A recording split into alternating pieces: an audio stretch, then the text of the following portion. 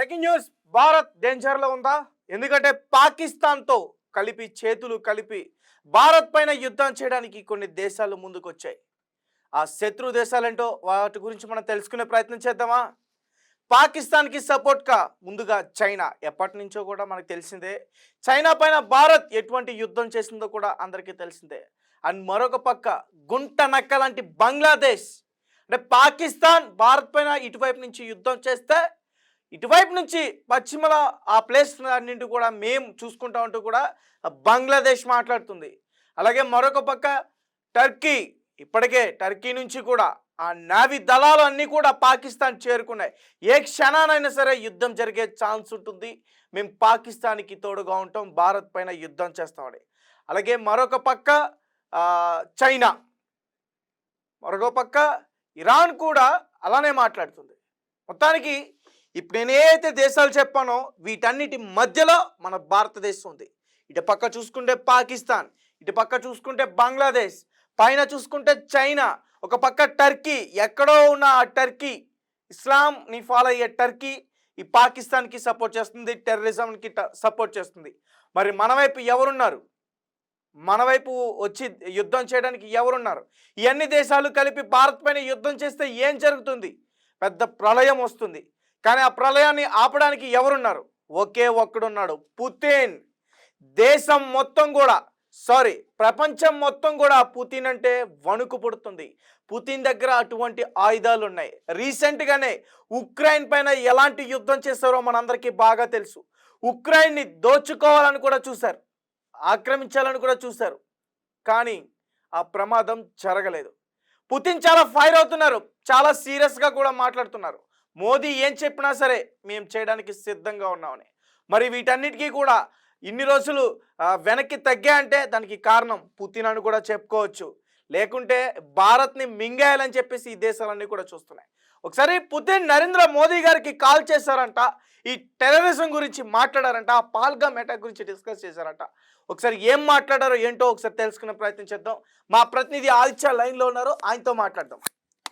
ఆదిత్య చెప్పండి, పుతిన్ చాలా సీరియస్గా ఉన్నారు.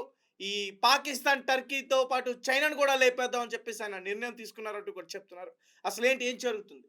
రైట్ తేజ, ఈ పహల్గామ్ ఉగ్రదాడి అనంతరం భారత్ పాకిస్తాన్ల మధ్య చోటు చేసుకున్న ఈ ఉద్రిక్త పరిస్థితుల నడుమ భారత్ కు మేము అండగా ఉంటామని చెప్పేసి రష్యా అధ్యక్షుడు పుతిన్ అయితే స్పష్టం చేశారు. సో ఈ మేరకే సోమవారం మోదీ గారు కూడా ఫోన్ చేశారు, మాట్లాడారు.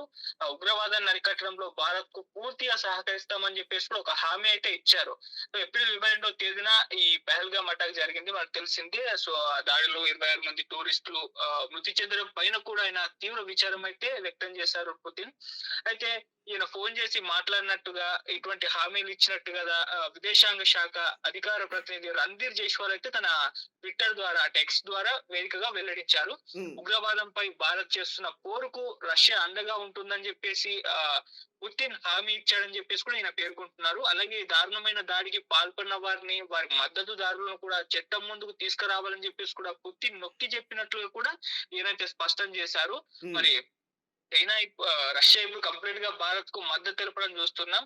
సో ఈ మద్దతు ఆల్రెడీ మనకు ప్రపంచవ్యాప్తంగా చాలా దేశాలు మద్దతు తెలిపాయి, ఎక్సెప్ట్ కొన్ని దేశాలు, చైనా, బంగ్లాదేశ్ ఇలాంటి కొన్ని దేశాలు చేయలేదు. అయితే ఇప్పుడు పెద్ద పెద్ద దేశాలన్నీ కూడా భారత్ కు మద్దతు తెలపడం మాత్రం భారత్ మరింత పుంజుకుంటుందని చెప్పుకోవాలి, అంటే బలోపేతం అవ్వడం చూస్తున్నాం. సో ఈ నేపథ్యంలో పాకిస్తాన్ భారత్ మధ్య యుద్ధం వస్తుందా అన్న నేపథ్యం నడుస్తుంది కదా. సో ఖచ్చితంగా యుద్ధం రాకపోవచ్చు అని కొంతమంది అభిప్రాయపడుతున్నారు, లేదు వస్తుందని అభిప్రాయపడుతున్నారు. వస్తే మాత్రం ఖచ్చితంగా రష్యా భారత్ కి మద్దతు తెలుపుతుంది. అటు అమెరికా ట్రంప్ కూడా మనకి మద్దతుగా ఉన్నాడు. మరి చూడాలి ఏం జరుగుతుంది. సో ఇంత ఉద్రిక్తతల మధ్య పుతిన్ ఫోన్ చేయడం అనేది ఇప్పుడు తీవ్రస్థాయి ప్రపంచవ్యాప్తంగా కూడా చర్చనీయాంశంగా రకంగా పుతిన్ ఫోన్ చేయడం, భారత్ తో మాట్లాడడం, సంప్రదింపులు చేయడం, ఇవన్నీ కూడా పాకిస్తాన్ కి తెలిసి ఉంటుంది. పాకిస్తాన్ కూడా భయపడుతుందని కూడా ఒక వార్త తెలిసింది. ఓకే, అంటే పాకిస్తాన్ ని కంప్లీట్ ఒక అష్టదిగ్బంధనం చేసేసి ఉక్కిరి బిక్కిరి చేసే ప్రయత్నాలు అయితే భారత్ చేయడం ప్రారంభించింది. అంటే చూస్తూ ఉన్నాం. ఆర్థిక పరంగా, వాణిజ్య పరంగా, దౌత్య పరంగా ఎన్ని రకాలుగా వాళ్ళని దెబ్బతీయాలో అన్ని రకాలుగా తీసేసింది. ఒక వైపేమో ఆల్రెడీ సంక్షోభంలో ఉంది పాకిస్తాన్.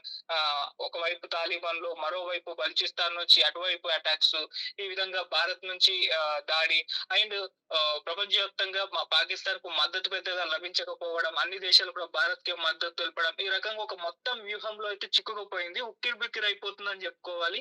సో ఇప్పుడు పుతిన్ కూడా అండగా ఉండడం అనేది భారత్ కు ఇంకా పెద్ద దెబ్బ పాకిస్తాన్ అనుకోవచ్చు. Right, thank you Aditya.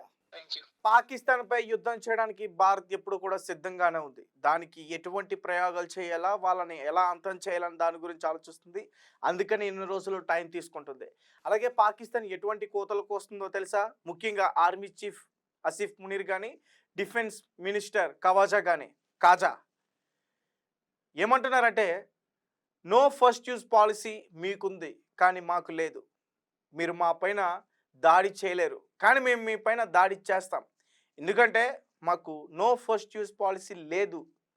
కానీ ఐక్యరాజ్య సమితిలో నో ఫస్ట్ యూజ్ పాలసీ మనకుంది, భారత్కుంది. వాళ్ళు దాడి చేస్తే మనం ప్రతి దాడి చేయాలి. వాళ్ళు ఉగ్ర దాడి చేశారు కాబట్టి మనం ఏమైనా సర్జికల్ స్ట్రైక్స్ చేయాలి.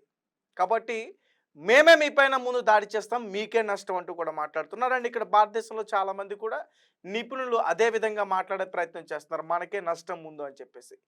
కానీ రైట్, పాకిస్తాన్కే ఉందనుకుందాం, మొదటిగా వాళ్ళే దాడి చేశారనుకుందాం. ఎందుకంటే అసలు యుద్ధం ఎందుకు స్టార్ట్ అయిందో కూడా మనకి ఫస్ట్ నుంచి తెలిసిందే కదా. వాళ్ళు టెర్రర్ అటాక్ చేయకపోతే మనకేం పని పాకిస్తాన్ పైన అటాక్ చేయడానికి? సరే, పాకిస్తానే ఫస్ట్ దాడి చేస్తుంది. సరే, నో యూజ్ ఫస్ట్ పాలసీ మనకుంది. కానీ రష్యాకు ఉందా? రష్యా భారత్కి మద్దతుగా ఉంది. పాకిస్తాన్ మనపైన దాడి చేయాలని చూస్తే రష్యా పాకిస్తాన్ అంతు చూస్తుంది. పుతిన్ చాలా ఫైర్ అయ్యారు. టెర్రరిజాన్ని మొత్తం అంతం చేయాలని చూస్తున్నారు. పాకిస్తాన్కి సపోర్ట్ చేస్తున్న దేశాలన్నీ కూడా రష్యాకి శత్రువులుగానే వీళ్ళు భావిస్తారు. సో భారత్ మరింత ముందుగా వెళ్ళే అవకాశం ఉంటుంది. యుద్ధం వస్తే భారత్ గెలవడం సిద్ధం. ఈ పాకిస్తాన్ టెర్రరిస్టుల్ని లేపేయడం పక్కా. అలాగే ఎవరైతే ఇక్కడ ఉండి పాకిస్తాన్ పెంపుడు కుక్కలుగా పనిచేస్తున్నారో వాళ్ళ పని కూడా త్వరలోనే అంతం చేయబోతున్నాం. వాళ్ళ లిస్టు కూడా బయటకు వస్తుంది. మొత్తం వాళ్ళని రోడ్డు మీద ఎలా చంపుతామంటే, ఇంకొకసారి పాకిస్తాన్ వైపు ఉండి గూఢచార్యాన్ని చేయాలనుకుంటే వాళ్ళకి భయం పుట్టాలి. ఆ విధంగా వాళ్ళని చంపే ప్రయత్నం కూడా జరుగుతుంది. సో మోదీ సర్కార్ చాలా కఠినమైన నిర్ణయాలు తీసుకుంది. ఆ నిర్ణయాల గురించి త్వరలోనే మనం చర్చిద్దాం.